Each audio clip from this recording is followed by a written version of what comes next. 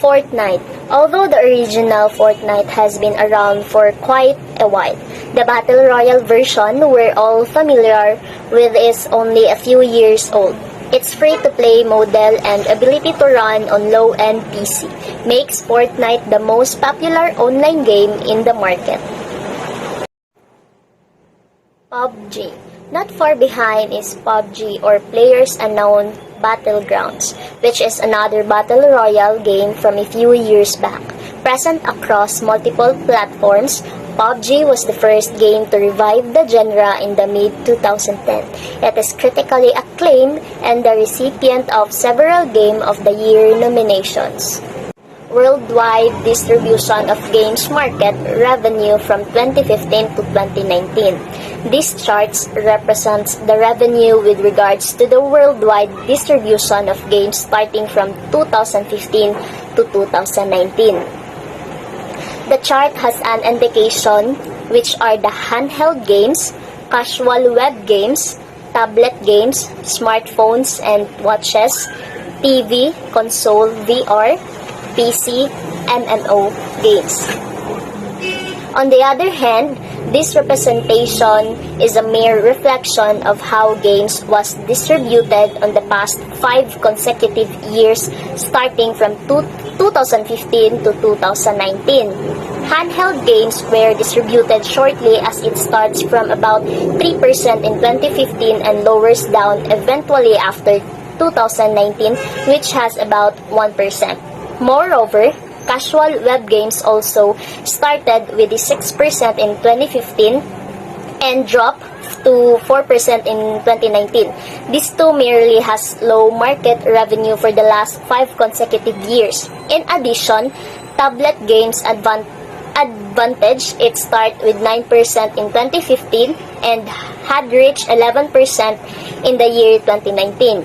As for smartphones and watches, many have been able to stream it had begun with around 24% in 2015 and reached 34% in the year 2019. The progress was really that high because 21st century generation had been prone to innovation which include the usage of smartphones and other digital devices. To continue with, TV, console, VR also tends to start with a high rate 30% as for starting and drop for about 4%, which in 2019 it has a rate of 26%. Lastly, PC or MMO games also has a higher impact on young generation players because as of 2015 they started to have a rate of 28% and suddenly dropped at 25% in the year 2019. This indication simply give us a rundown of how the innovation works in the past 5 years. Minecraft is a creation of Mojang Studios and was designed using the Java programming language. It is a classic example of a game with a simple yet brilliant idea coupled with superior game quality. At GameCloud Technologies, we take a similar approach by focusing on the game quality which reinforces the Super B idea behind it. The Battle of Polytopia. The Battle of Polytopia is a highly competitive 4X strategy game available on computers and mobile devices.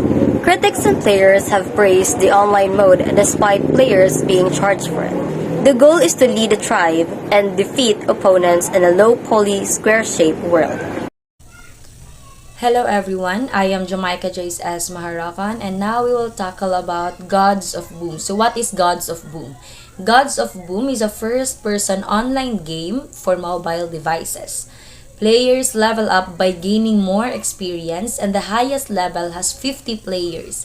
Each match lasts 5 minutes and the team with the most points is adjudged the winner. And let's proceed to Tom Clancy's The Division 2.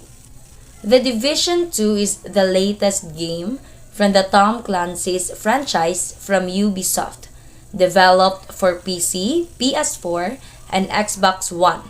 The game is set in near future Washington, D.C. in the aftermath of a smallpox pandemic.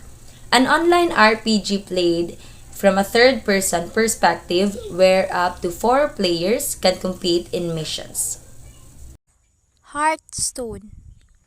Hearthstone is an online digital collectible card game for PC, Mac, and mobile devices. It is free to play and builds on the existing lore of Warcraft games and using the same characters and elements. It is a turn-based card game where players use a deck of 30 cards and a hero with unique powers. Apex Legends. Apex Legends marks the entry of AA into the Battle Royale scene, and that too without any prior marketing. It was released for PC and other consoles in 2019 and displayed from a first-person perspective. Similar to Fortnite, Apex Legends is free to play and earns revenue through microtransactions and loot boxes.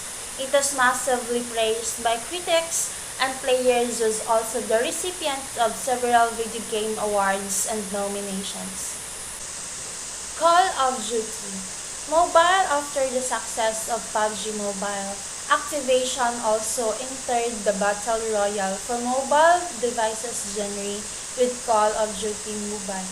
It is free to play and features many maps and locations from the previous games in the franchise.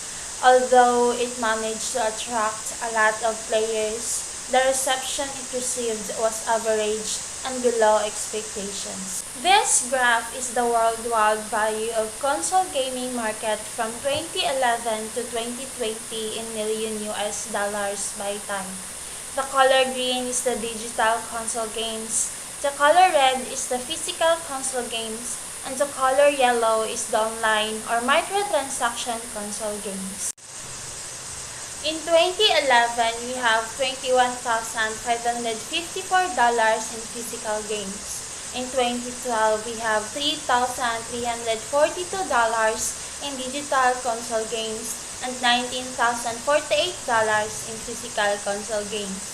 In 2013, $3,906 in digital console games and $19,072 in physical games.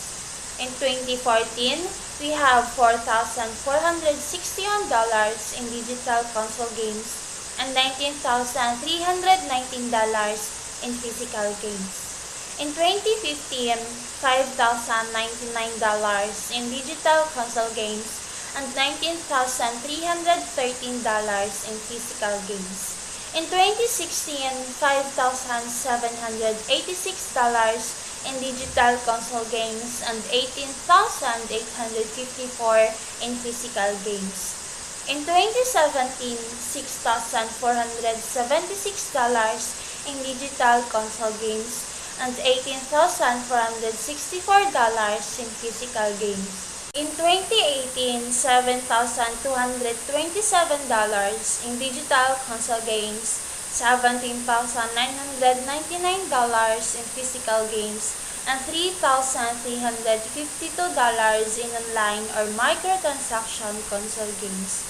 In 2019, $7,979 in digital console games, $17,453 in physical games, and $3,765 in online or microtransaction console games. And lastly, in 2020, we have $8,712 in digital console games, $16,853 in physical console games, and $4,160 in online or microtransaction console games. At the age of 18 to 25 years old, it has Battle Royale games 1.63, casual multiplayer video games 1.43, casual single-player video games 1.53, first-person shooter video games 1.81, massively multiplayer online role-playing games 1.16, multiplayer online battle arena games video games 1.40, and single-player role-play video games 1.38. So let's proceed.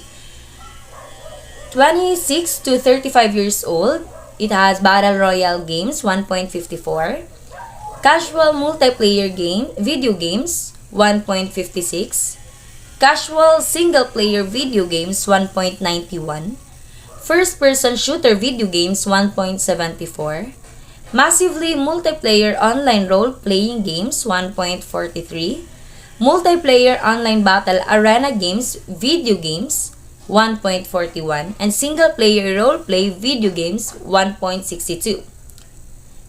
36 to 45 years old, it has Battle Royale games 1.30, Casual Multiplayer video games 1.36, Casual Single-Player video games 2.10, First-Person Shooter video games 1.50, Massively Multiplayer Online Role-Playing Games 1.23, Multiplayer Online Battle Arena Games video games 1.24, Single-Player Role-Play video games 1.35.